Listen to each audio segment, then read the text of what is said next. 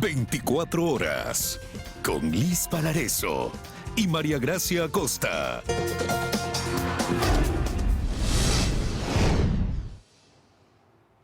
Empezamos. Un grupo de guías penitenciarios fue retenido esta mañana en el interior de los pabellones en el Centro de Privación de Libertad de Cotopaxi. Nos vamos a enlazar con Juan Pablo Toro para conocer los detalles de lo que sucede en la cárcel de la Tacunga. Juan Pablo, buenas tardes. Amigos televidentes, compañeros en estudios, buenas tardes. Efectivamente, las personas que laboran al interior del CPL Cotopaxi no pudieron ingresar el día de hoy, ya que desde la tarde de ayer, según se pudo conocer, varios guías penitenciarios se encuentran retenidos al interior de los diferentes pabellones por parte de las personas privadas de la libertad. Queremos presentarles a continuación un informe que les hemos preparado. Servidores que trabajan al interior del CPL Cotopaxi llegaron a cumplir sus labores como todos los días. En el primer filtro se encontraron con la noticia de que no pueden ingresar, ya que un grupo de guías estarían retenidos por las personas privadas de la libertad. Las actividades hasta el día de ayer en la tarde se realizaron con total normalidad, terminaron el trabajo administrativo miembros del SNAI y posterior a eso se dio este evento de los 21 ASPs que estaban retenidos. Hasta el día de hoy el personal policial y nuestra unidad de contingencia penitenciaria pues está garantizando la seguridad en la parte interna del CRS. La Policía Nacional se ubicó en el primer filtro para verificar el ingreso de cada uno de los vehículos. Grupos tácticos se encuentran en el lugar. Familiares de guías penitenciarios llegaron a los exteriores del CPL Cotopaxi en búsqueda de información de sus seres queridos. Como yo vivo aquí en Saquicilí, estaba más cerca para poder ingresar de preguntar cómo está, en qué estado está mi sobrino. Eso es mi preocupación y hasta ahorita no sé nada y no puedo informarle. Igual a mi hermana está ella también desesperada, me llamó de mañana llorando.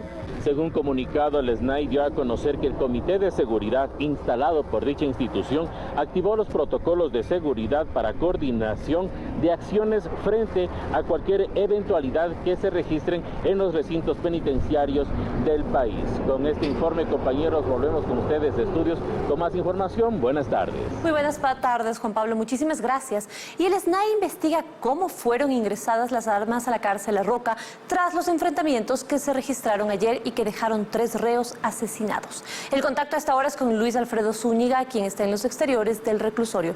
Luis Alfredo, adelante, te escuchamos. Cuéntanos, por favor. Así es como están, muy buenas tardes. Recordemos que fueron 3 los PPL asesinados y 1 herido, el saldo que dejó este enfrentamiento armado la tarde de ayer martes al interior de la cárcel La Roca en Guayaquil, que se supone es de máxima seguridad y por ello 23 reos de mayor peligrosidad fueron enviados a este punto. Sin embargo, esto no evitó la matanza, dejando en evidencia la vulnerabilidad de este sitio. Este es el ambiente a esta hora. En los exteriores no hay mayor movimiento, solo presencia de familiares. Sin embargo, durante la mañana sí hubo una intervención que incluso derivó en que la vía Daule se cierre por momentos. A esta hora ya el tránsito se ha restablecido a su normalidad. Ahora, una de las preguntas es ¿cómo ingresaron las armas? Específicamente pistolas Glock que se usaron ayer. El ministro del Interior, Juan Zapata, señaló que días atrás incluso se hizo una requisa y se investiga la participación de agentes penitenciarios para el ingreso de las armas. Indicarles además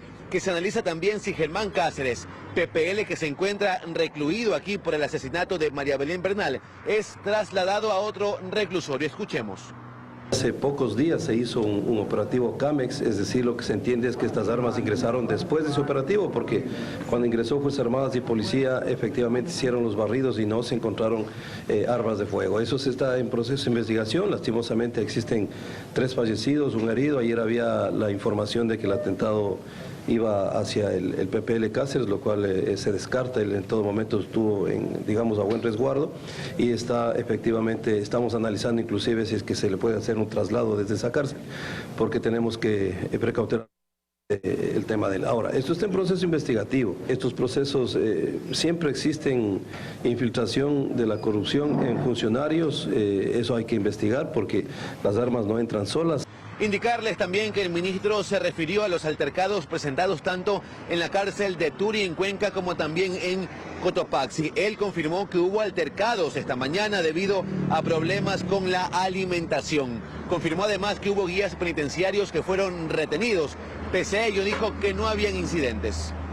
Existen complicaciones respecto a que no quieren servirse los alimentos, especialmente de un GDO específico. Existen algunos agentes, inclusive de seguridad penitenciaria, que fueron, complicaron en sus actividades y les estaban reteniendo. Eso se está solucionando, pero en este momento no tenemos incidentes en ningún centro, ni del Turi, ni de Cotopaxi, ni aquí de Guayaquil. Finalmente, cerca del mediodía, el SNAI confirmó que se puso ya buen recaudo a los agentes penitenciarios que habían sido retenidos y también mediante un comunicado aseguraron que al momento hay control en los recintos penitenciarios del país. Es la información a esta hora de la tarde en vivo desde los exteriores de la cárcel La Roca en Guayaquil. Continúan con más en estudios. Muy buenas tardes. Buenas tardes también para ti, Luis Alfredo. Muchísimas gracias por ese informe desde los exteriores de La Roca en Guayaquil. Para Manelich Castilla, excomisionado de la Policía de México, lo que está pasando en Ecuador en torno a la violencia aún se puede revertir, pero solo si las autoridades estudian el fenómeno, invierten en equipos e inteligencia. Para él fue mala idea armar a los ciudadanos. Dayana Monroy informa. La violencia de pronto nos estalló en la cara. Manelich Castilla, excomisionado general de la Policía Federal de México, dice que en su país también fue así. Que si bien dio pistas, los grandes estallidos de violencia aparecieron de forma inesperada. Sin embargo, señala que Ecuador aún puede revertirlo. Pero antes, se debe hacer algo que parece que no se está haciendo. Estudiar el fenómeno. Si las instituciones de los países que las enfrentan no comienzan por entender a esta manifestación criminal, difícilmente se le puede hacer frente de manera exitosa y difícilmente se pueden contener sus estragos tan visibles y tan dolorosos. Para él es importante que las autoridades entiendan que el narcotráfico no es la única actividad criminal que azota, es solo una más. Antes se asociaba el narcotráfico únicamente al crimen organizado como la función más importante de estos grupos. Hoy la delincuencia organizada irrumpe en la extorsión, irrumpe en el secuestro. Mientras desde el gobierno se siga diciendo que todas las manifestaciones de violencia se dan porque se incautan droga, nada cambiará. Esto se vuelve más complejo.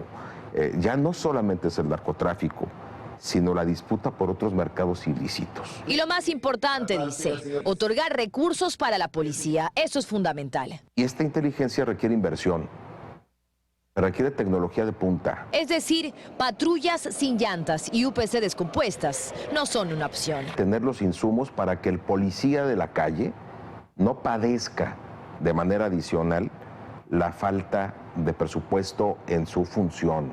Un policía no puede ser el eslabón más débil de la cadena. Por último, habla de qué tan importante o poco importante en la lucha contra la delincuencia es el apoyo de las Fuerzas Armadas. La experiencia internacional nos dice que al crimen organizado se lo enfrenta con inteligencia y desde la vía civil. Recurriendo a su experiencia, también le preguntamos sobre la última decisión tomada por el presidente Lasso, armar a civiles. La estadística dice que mientras más armas hay en la calle hay más muertes. Es una consecuencia natural.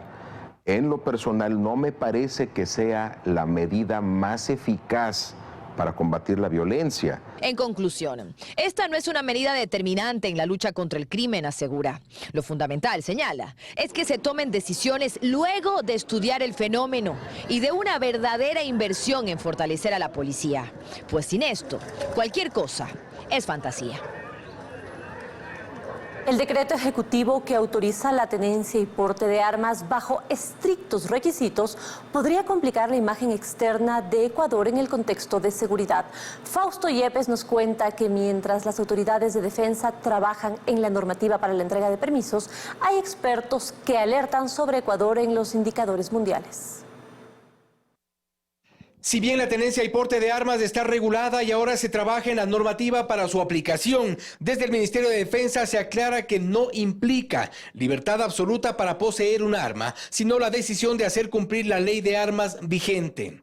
que los permisos serán únicamente previa autorización del Comando Conjunto de las Fuerzas Armadas y que se coordina con el Ministerio de Salud y otras instituciones para la elaboración de los protocolos que permitan aplicar la decisión presidencial. No obstante, los indicadores internacionales sobre seguridad nos llevan a cuestionar una decisión que, según expertos, debió ser más analizada. Por ejemplo, en el índice de fragilidad de los estados de la Fundación por la Paz, que analiza indicadores económicos, sociales y de seguridad, ubica a los países muy sostenibles, estables y otros. Ecuador está en la lista de los países en alerta. Jean-Paul Pinto, experto en seguridad, explica qué significa esto. Y los indicadores que hay ahí, por ejemplo, está el acceso a las armas. Está la existencia de grupos privados de seguridad que dan protección. Entonces, esta medida lo que va a hacer es que a nivel internacional nos van a penalizar. Hoy día estamos ya en situación de riesgo, tal vez en el futuro vayamos bajando más en el indicador internacional. Dice que un país con mayor acceso a las armas para los civiles no es un país más seguro. Y de esto también se habla en el indicador de la paz global del Instituto por la Economía y la Paz.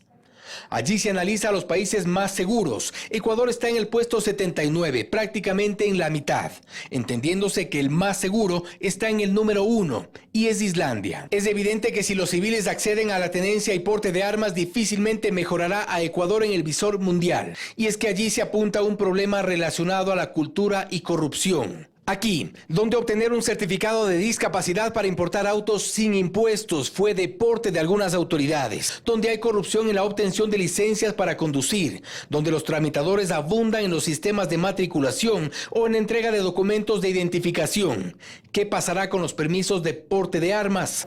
Seguramente habrá mucha gente que ya está buscando los mecanismos para hacer de esto un negocio y que la gente pueda obtener fácilmente sus permisos para portar armas. Lo que estamos haciendo es facilitar el acceso a armas cortas, facilitar que la gente pueda tener un arma, porque van a decir, si el país ha hecho esto es porque es más inseguro, es más violento. Son parte de las inquietudes que quedan en el aire frente a una polémica decisión presidencial que ya recibe críticas. Wendy Reyes asumió funciones como secretaria de Comunicación de la Presidencia tras la renuncia de Andrés Seminario. Carlos Acoto nos cuenta que ella es la cuarta persona en asumir ese cargo durante el gobierno de Guillermo Lasso. 2 días después de la renuncia de Andrés Seminario, el presidente Guillermo Lasso posesionó a Wendy Reyes como su cuarta secretaria de Comunicación. Este miércoles en el ECU 911 en San Borondón, donde se ha instalado el puesto de mando unificado, se hizo un espacio para la ceremonia de posesión. Sé que su experiencia y juventud fortalecerán la comunicación estatal para dar a conocer a la ciudadanía los muchos avances que estamos logrando como país. Pienso que sus destrezas y otras herramientas serán fundamentales en nuestro equipo de trabajo. Abogada, especializada en relaciones internacionales y derechos humanos, Wendy Reyes es docente de la Universidad George Washington y la Universidad Andina Simón Bolívar. Dirige una firma de consultoría en asuntos políticos. Según su hoja de vida, fue asesora en la Asamblea Nacional, así como en la Asamblea Constituyente entre 2008 y 2010. En 2008 también colaboró con el Ministerio Coordinador de Seguridad y el Ministerio de Justicia. La comunicación también debe ser un puente de que una unas vías de diálogo con los distintos sectores y los distintos actores de la sociedad y sobre todo un puente para escuchar todos los problemas de la ciudadanía. Reyes dice estar consciente que asume un cargo desafiante en tiempos de crisis. Es sin duda esta una decisión difícil, tremenda, en plena coyuntura, pero muy grata de servir a mi país. Ayer le dije al presidente, ¿a quién se le ocurre asumir este cargo en medio de una crisis? Y bueno, aquí estoy. Hoy asumo el reto de ser parte de un equipo que contribuya a que el caos no prolifere y que podamos salir adelante como sociedad. Por esta secretaría han pasado 3 en 22 meses de gobierno. Eduardo Bonilla, Leonardo Lasso y Andrés Seminario. El último renunció el pasado lunes tras casi 6 meses en funciones, luego de que el presidente volvió a reconocer, esta vez en una entrevista, que los problemas de comunicación de su gobierno persisten. Por eso es tan importante diseñar nuevas estrategias a fin de que la ciudadanía mantenga. Aún no empieza el juicio político contra Guillermo Lasso y ya hay denuncias de compra de votos. El oficialismo desmiente estas acusaciones e insta a que se hagan las denuncias ante las autoridades de control. Andrea Samaniego conversó con los asambleístas y a ella le preguntamos qué te dicen los legisladores, Andrea. Gracias, ¿cómo están? Muy buenas tardes. Así es, desde el Partido Social Cristiano han mencionado que les han ofrecido cargos en ministerios para que no voten para la destitución del presidente de la República, Guillermo Lasso. En UNES y también en Pachacutic han mencionado en cambio que no han recibido este tipo de ofrecimientos. Desde el oficialismo señalan que esta es una muestra de desesperación por parte de quienes se encuentran detrás de este proceso de juicio político porque al parecer no tendrían los 92 votos para la destitución del primer mandatario. Les preparamos más en el siguiente video, veamos. Los rumores del hombre del maletín circulan por los pasillos de la Asamblea Nacional. Esta vez el PSC, mediante un comunicado, señala que 2 asambleístas de su bancada han recibido ofrecimientos. Es deshonrado, deshonesto pagarle a un legislador para virarlo. No hemos sabido eso en todo el país. No me den los nombres. ¿Qué le ofrecieron a los asambleístas? Están ofreciendo, hay ministerios. Viviana Veloz, solicitante de este juicio político, dice también ha escuchado estos rumores. Existe un hombre que se da de pulcro, pero que en este momento estaría intentando comprar conciencias para salvar al presidente de la República. Según lo que se ha dado a conocer, se dice que se les está ofreciendo dinero en efectivo a los legisladores. Aunque asegura que a su bloque no han llegado estos ofrecimientos. Mientras desde el oficialismo también se emitió un comunicado en el que sostiene que estas acusaciones son parte de la desesperación de los solicitantes del juicio político, porque no tienen votos. No les queda más que la mentira.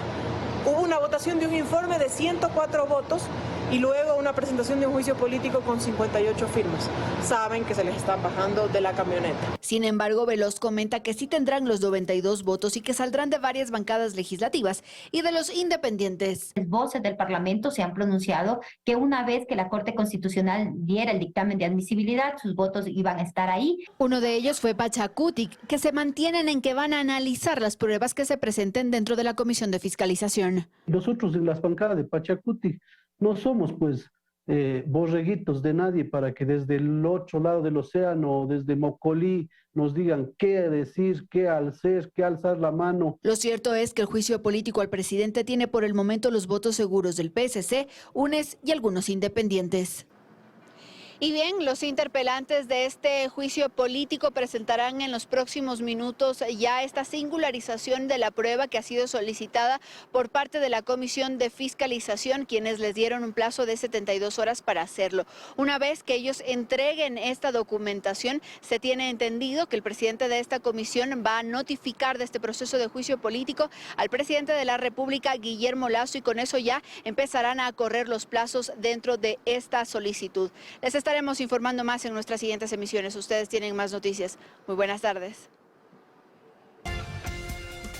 Estamos de regreso con más información. El consumo de combustible en Ecuador se incrementó en 60.000 barriles respecto al año pasado. María Gracia Acosta conversó con el ministro de Energía y Minas, quien explica que no se debe al crecimiento de la economía, sino al contrabando. En Ecuador hay un incremento desmedido del consumo de combustibles, denuncia el ministro de Energía y Minas. El Ecuador en enero del 2022 consumía 233.000 barriles al día de petróleo. Para enero del 2023 ese consumo subió a 296.000 barriles. Es decir, el consumo de los derivados que importamos como diésel, gasolina y gas incrementó en 60.000 barriles en el país. El incremento es de un 25% en el consumo de diésel y un 15% en el consumo de gasolinas año a año.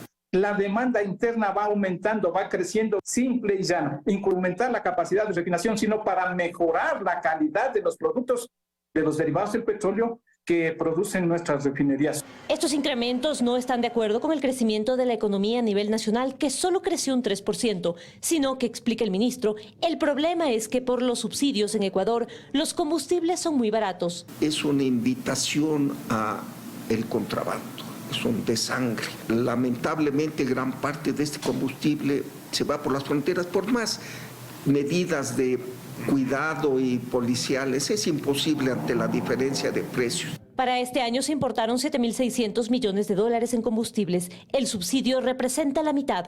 Es por esto que el gobierno hace un pedido. Así es que ojalá se reinicien las conversaciones con los señores de la CONAIE que forzaron a que se abandone el sistema de bandas para ir a precios internacionales y que se llegue a una focalización. El país no puede estar desperdiciando. Así esperan que se reinicien las conversaciones y pronto se pueda aplicar la metodología y tecnología apropiadas para focalizar los subsidios.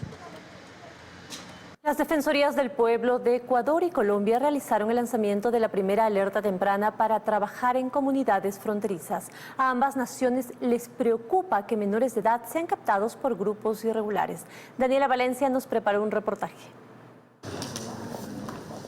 Esta es la carta simbólica de participación a través de la cual tanto Ecuador y Colombia se comprometen a trabajar en conjunto para solucionar las necesidades de la comunidad Agua, que habitan en zona de frontera. El olvido de las autoridades ha hecho que sean presa fácil de los grupos irregulares de ambos países. Gravemente afectados por la influencia de nuevos grupos delincuenciales transnacionales que están muy interesados en dos cosas: el narcotráfico y la minería ilegal. El efecto fundamental que está trayendo eso es que los niños y adolescentes del pueblo Agua están siendo de alguna manera engañados y reclutados forzadamente en estos grupos. Con esta, la primera alerta temprana del continente, ambas naciones buscan el compromiso y la voluntad política para ayudar a connacionales en zona de peligro. El territorio Agua no tiene vialidad, no tiene cómo sacar los productos en los mercados. En tema de educación, aulas que ya están destruyéndose. Y también en tema de salud, no tenemos puestos de salud bien ubicados. Por una parte, existen dinámicas de riesgo que está enfrentando al momento la gran familia binacional Agua. Por otra parte, existen problemas estructurales que no han sido atendidos con anterioridad y que se identifican como la falta de acceso a servicios básicos y desnutrición infantil. Y finalmente, se nos alerta sobre la problemática de la violencia de género en las comunidades indígenas. Las autoridades están conscientes de que el trabajo en frontera es primordial, pues se conoce de pasos fronterizos irregulares que son difíciles de controlar. Una segunda alerta estará encaminada en la migración hacia Estados Unidos. Hice ya un llamado a todos los defensores del pueblo de las naciones de tránsito hacia el país del norte, a fin de que podamos coadyuvar y sobre todo ver qué hacemos. De acuerdo al defensor del pueblo de Ecuador, César Córdoba, han identificado menores de edad cruzando solos para alcanzar el sueño americano. A 5 de ellos se les tuvo que otorgar visas humanitarias. Continúa la atención en el Hospital Teodoro Maldonado Carbo mientras avanzan las investigaciones sobre el asesinato de la directora administrativa. Hay personal de inteligencia presente en la Casa de Salud y los directivos cuentan con resguardo policial. Luisa María Heredia con el informe. Si bien la atención no ha parado y procesos como las compras de insumos y medicinas han continuado, al punto que el hospital llega ya a un 85% de abastecimiento, la mejor cifra de los últimos tiempos. Aquí nada es igual, lo confiesa Francisco Pérez, gerente del Teodoro Maldonado Carbo. Tras el asesinato de la directora administrativa Natalie López, hay dolor en el ambiente, impotencia y temor. Un personal que sí está bastante golpeado y hemos tenido algunas denuncias de personal administrativo. Aceptadas hasta ahora 4, precisa Pérez. Y hay personal que está con teletrabajo. El resto de los directivos que han seguido yendo a cumplir con su jornada y que tras el asesinato fueron amenazados vía mensaje de texto, tienen resguardo. Pese a ello, Pérez, quien también fue intimidado y hasta casi secuestrado, asegura que seguirán impulsando la lucha contra la corrupción que junto a López venían liderando. Vamos a hacer que sea una realidad todo lo que hemos luchado con Natalie. El riesgo siempre está, pero creo que los jóvenes estamos llamados a salvar el país. En ese hospital ahora hay personal de inteligencia presente trabajando en labores investigativas en el marco de una intervención con la que se pretende indagar sobre casos de corrupción que fueron oportunamente denunciados por la administración actual. Y es que directivos del Teodoro Maldonado Carbo, como Natalie López precisamente, habían identificado focos de corrupción creados desde gestiones anteriores en las áreas administrativa, financiera, de talento humano y de mantenimiento, en la contratación pública y hasta en la morgue. pague. Se trataría de adjudicaciones con intereses particulares, por lo que precisamente el gerente del hospital había solicitado una intervención a Fiscalía para que revise todo lo actuado en al menos los últimos 10 años. Están las denuncias que hemos hecho en Fiscalía para que la Fiscalía pueda intervenir y pueda investigar los hechos que han sucedido tal vez durante muchos años en diferentes áreas del hospital. Las hicimos hace más de un mes y también hemos identificado personas que habían hecho algunos actos ilícitos dentro del hospital que también se han separado del hospital. El cargo de López, cabe mencionar, era clave en el hospital. Ella tenía a su mando la Coordinación General Administrativa y supervisaba la contratación pública. Incluso tenía bajo su responsabilidad la Coordinación General Financiera y la Coordinación General del Área de Talento Humano. Ahora se busca su reemplazo. A inicios de marzo, la víctima de sicariato había solicitado el inicio de un régimen disciplinario en contra de algunos empleados por una compra irregular de medicamentos. Y antes le retuvo el pago a un contratista encargado de la limpieza del hospital por más anomalías, lo que derivó en protestas que tras su muerte no se han vuelto a organizar.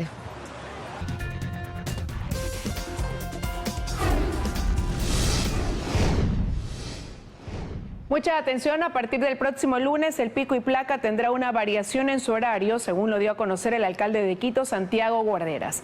A esta hora vamos a hacer contacto con Juan Miguel Rodríguez para que nos cuente los detalles. Hola, Juan Miguel.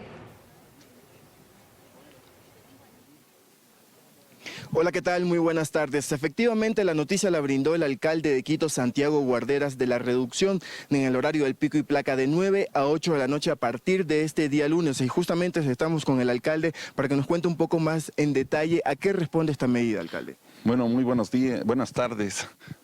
Muchas gracias por la entrevista.